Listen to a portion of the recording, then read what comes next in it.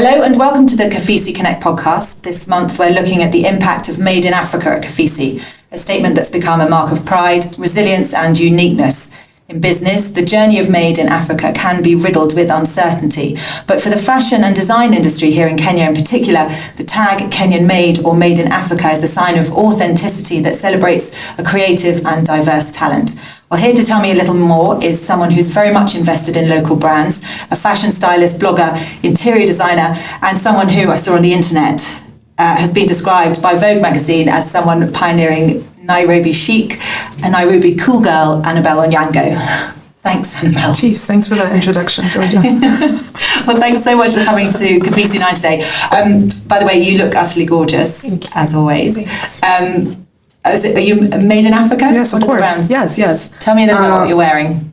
So the people can't see, but I'm wearing a bubu or a kaftan by a local brand called Vivo. My earrings are another local brand called Maro Designs. There's some really cool clip-ons made from horn. My bag is a leather sort of backpack by a brand called Black Maasai, another Kenyan brand. My little other handbag is my own brand. This is the Asili bag that I made in collaboration with Black Maasai, Ethiopian leather. So yeah, that's what I'm wearing today. Amazing. So how many Kenyan sort of brands, clothing brands, would you say are out there? Kenyan. Or African, if you want to. Oh, there's so many. I mean, it's like any industry anywhere in the world. There's, the prominent brands that everybody knows, and then there's the sort of middle ones, and then there's the little ones, the little Instagram social ones that. So I mean, there's just too many to count. Even here in Kenya, there are so many. I feel like I know so many of them, and I'm still discovering them every day, new ones to discover, and that's exciting. That it never really runs out. People are always starting new businesses in the fashion industry.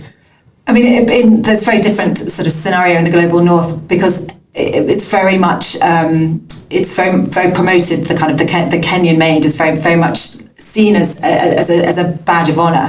In the global north, the fashion industry has kind of come under fire for its lack of sustainability and kind of mass production, which has very much led to a throwaway culture. Kind of the made in Africa brand, as it were, is very different. Why do you think that is? I think it's the systems that all of these industries came up in.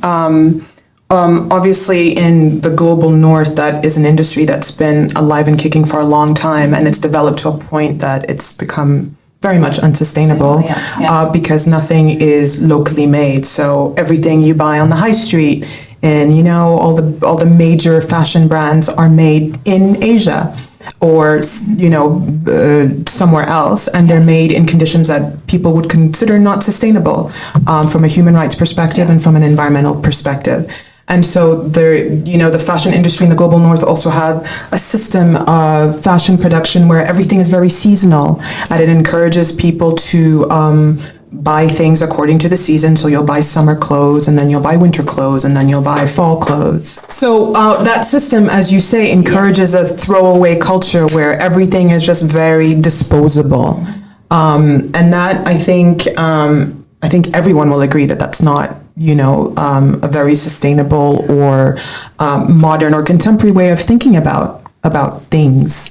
I think the advantage of Made in Africa is that it's relatively new, and that it's built on different principles than the global north kind of model. The principles here are largely built, I would say generally, on cultural heritage and of the things that are available locally that we can use to create things, built more on a sustainability model where there are more people along the chain. So it's not just, a woman in a factory farm in Bangladesh, but these are people, real human people along a chain who really make a decent living off of making our clothes and our products.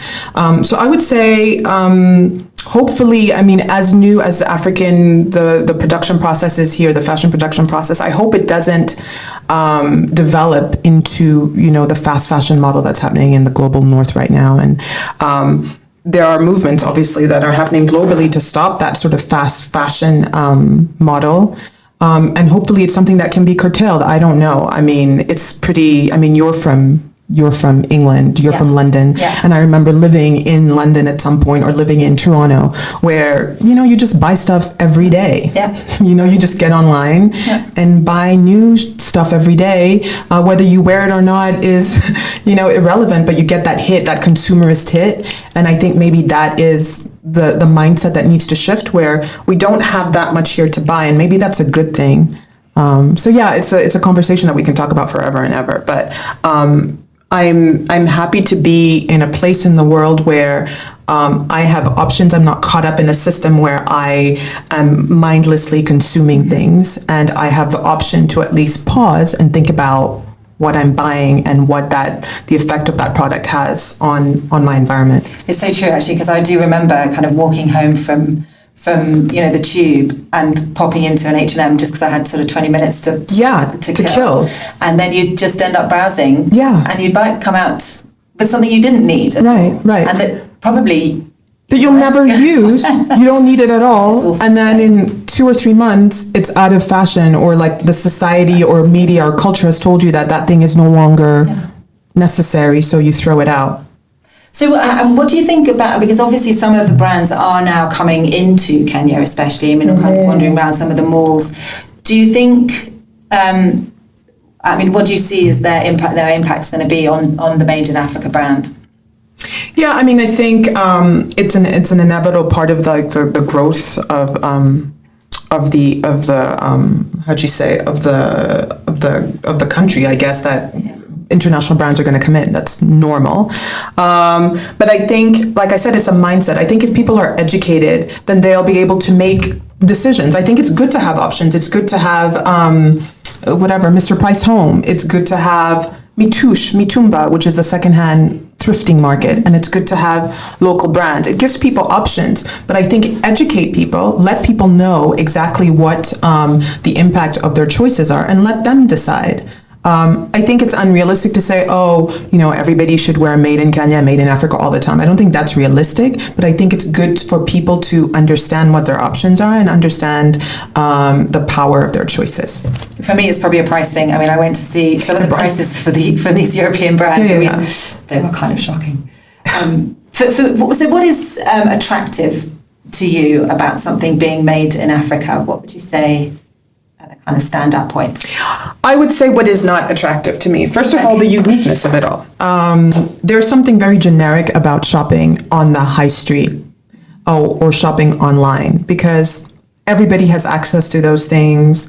It's kind of all the same thing over and over, different versions of it. I think Made in Africa, there's something very unique about it, because a lot of it is handmade.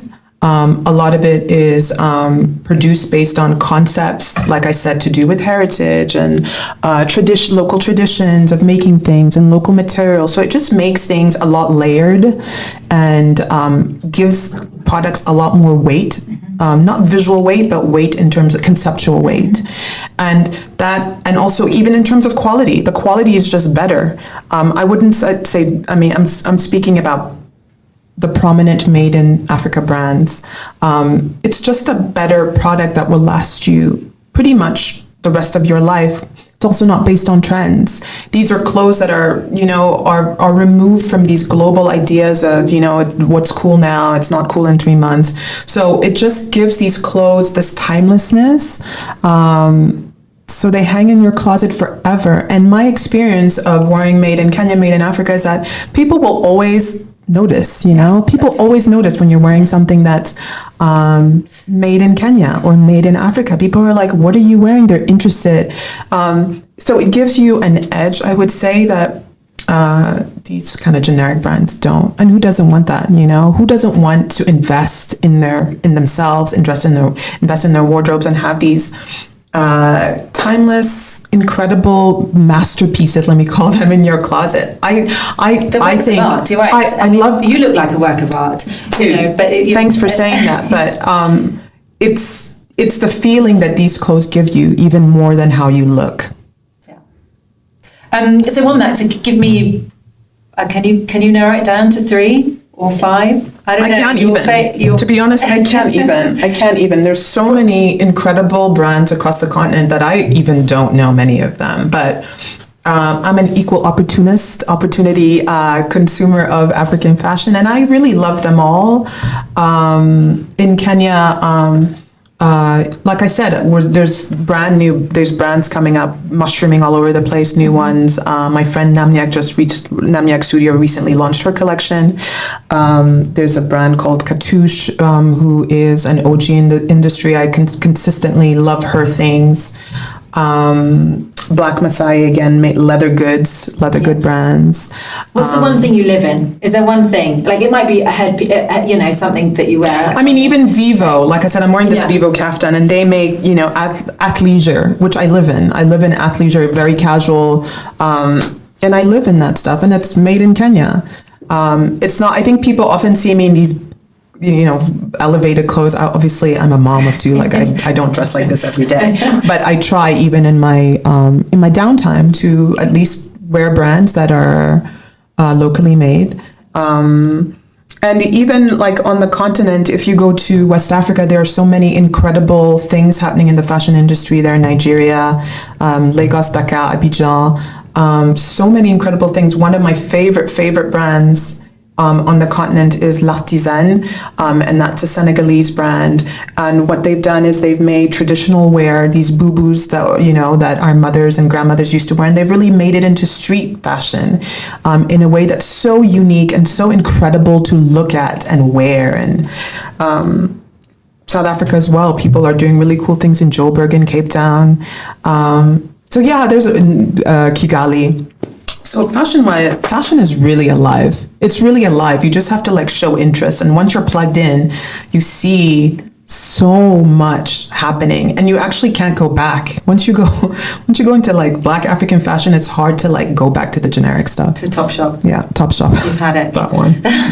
But it also, Made in Africa also covers, art, furniture, interior design, which of course is you're very into as well, music and literature. They're kind of all really having a huge moment right now. What would you say that says about the spread of African culture worldwide and all the perception of it? I mean, do you think it's maturing? Not the culture of Africa, but people's perception of it is maturing. That's kind of 100%. Just like an aside, it's been trending on Black Twitter how Drake is now saying that his dad, Drake the rapper, is saying that his dad did an ancestry test and is 30% Nigerian. So Drake is saying, "Oh, now am I Nigerian?" And everyone is laughing because everybody is just the irony of how the culture is really changing, where, there was a time where kids my age, born in the 80s, born in the 70s, were embarrassed to be African, or just, there was this migration towards, going to school in North America or England, everybody's default setting was to migrate outside of Africa or to consume outside of Africa. And it's just so interesting now that it's completely turned on its head, where culturally, globally, people really love everything that's coming out of this continent. People aspire. If Drake is aspiring to be Nigerian, what is a bigger endorsement, in terms of popular culture than that? Afrobeats that are blowing up in the world right now, and with Afrobeats, with the music, everything else follows: the art, the music, the literature. So, and not just Nigeria, I'm talking about Kenya as well, and South Africa, Amapiano, and, Benga, all of these African cultures that are really becoming globally mainstream. And people, they may not even understand the languages or the nuance, but they still F with it. They love it, they feel it. Africa is the last frontier, and which is ironic. Why is it the last frontier? It's the most incredible place ever. But yeah, it's just interesting to see this incredible interest, and hopefully it'll benefit it'll benefit us as the creators of all of these things. And I love it. It's so nice to see people obsessed with us. No, I mean, it isn't kind of feel it. That's what I mean. For me, I'm a huge, primarily by female Africans, all this, and I mean, it's amazing, and I think that real. I mean, it's taught me a lot about being an immigrant here. It's taught me a lot about kind of Kenyan culture and Ethiopian culture. Just kind of thinking of the books that I'm reading, and Ugandan culture as well. So I mean, I think. that sort of education as well is helping just spread the word. Yeah, it's so broadening the subject matter a little. What would you say have been kind of pivotal moments in your journey to building your personal your brand? I moved to Kenya when I was 23, 24, something like that, and immediately was employed in the fashion industry as a fashion editor. And I did that, and I was hustling in that, running around in that, and it was great. And it really sort of gave me my introduction into the local industry here. And at some point, I unfortunately or fortunately got laid off. Like, it was during the recession, I think. And I was working for some magazines, and it went under. It was a big umbrella magazine brand, and it went down, and we all lost our jobs. And I remember just being like, wow, like, now what? Like, how am I going to do this without, the support of a company to kind of put me where I need to be? And that turned out, funnily enough, to be the catalyst for everything else. Like, if I hadn't been laid off and had no job, I wouldn't have decided, okay, well, I can do this by myself. I have kind of a Rolodex of contacts. I have the will, the passion, the taste. So let me just do it on my own. And that was the last time I was employed, pretty much. And it opened the world for me, just becoming, what I would call a creative hustler, and doing everything that I want to do in my own terms, and building my own brand, being my own boss, making my own hours, just taking myself professionally exactly where I wanted to be, and grew just within those within like all of this personal freedom. And I would say, so that was it. I think just being thrown into the world and being like, you have to make it work. And I would say that was the most pivotal time. Also COVID. Okay. I would say COVID was also a big, like many people, where it kind of threw you into the ocean and you sink or swim. Yeah. And I suppose with the rise of the kind of the acceptance of the internet and kind of Instagram and social media pages and things. Yeah, I resisted that for a long time. Okay. Yeah, I resisted that for a long time just because, I don't know, how social media can be. But yeah, now that I'm in it, I think it's a tool that's really handy. Especially if you're a visual artist. If you have things to show people, there's no other way to show them than through, social media. So, it's a love-hate relationship, but it's one of those things that you just have to do. And how would you say, or how do you think that businesses can kind of ensure long-term success? What are you doing to ensure your long-term success in the African design in the African design market? Would you say? And what are the key factors in Instagram? Instagram is the key. Like, just maintaining visibility.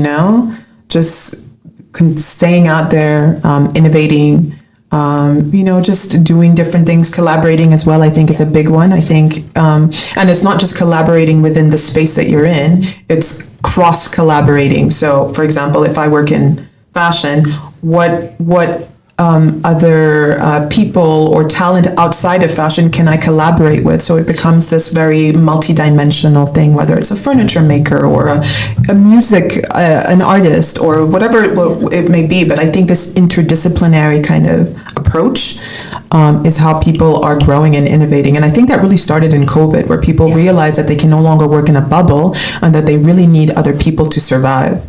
Yeah. And then in other platforms, I mean, I've been told that we need to get on TikTok. Are you? Which terrifies the living daylights out of me. Yeah, not for me, Georgia. I think I've aged out of that. I think. It's amazing how these new kind of platforms are just emerging. I mean, there's new Be Real, and it's an amorphous kind of just a huge thing where you feel like.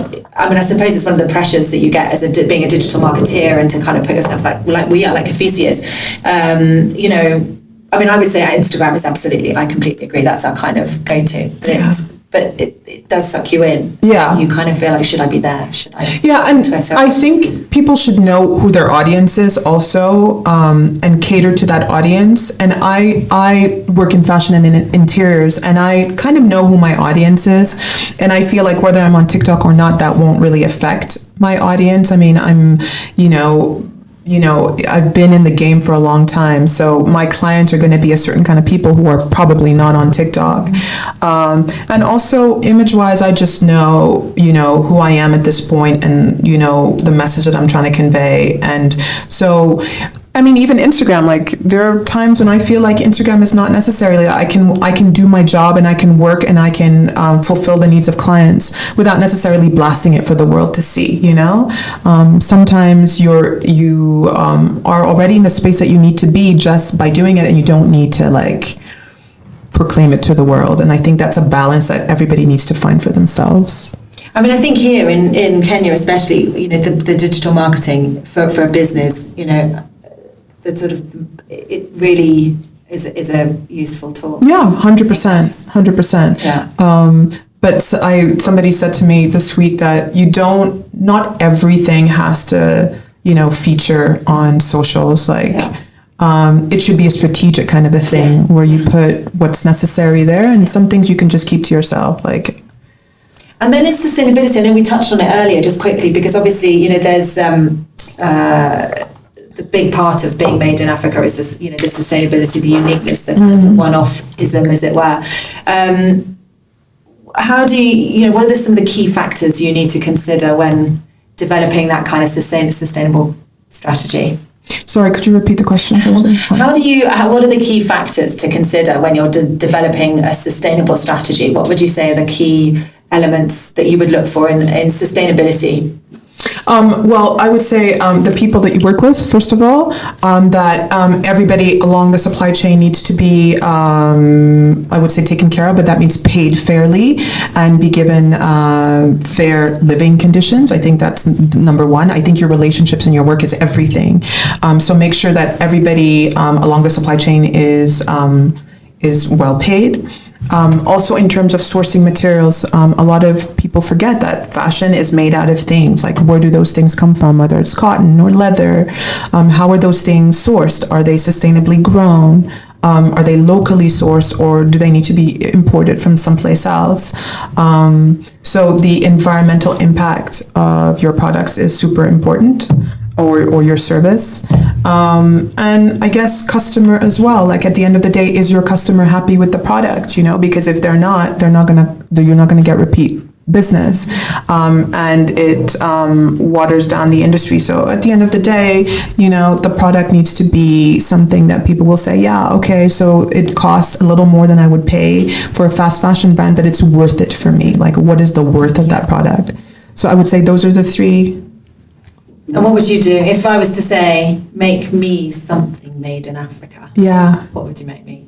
What would you say? Which brand would I connect you to? I would say. And, okay. Yeah, and you have no creative aspirations to do your I do make products. Like I said, I made this bag.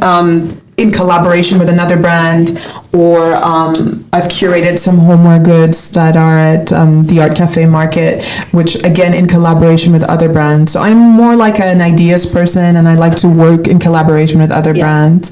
But I would say Georgia would plug you into designers who designing is their business, and they would be able to be like, would you send you a rack of clothes and see what you like?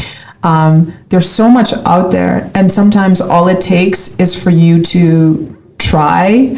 I think a lot of people are like, it's not for me, it's too fancy, it's too this, it's too that, but all you need to do is try and take it from there. It's all about experimentation as well, right? So yeah, well, we had some friends around. Well, actually, it wasn't my house; it was another friend's house, and we had a frock swap.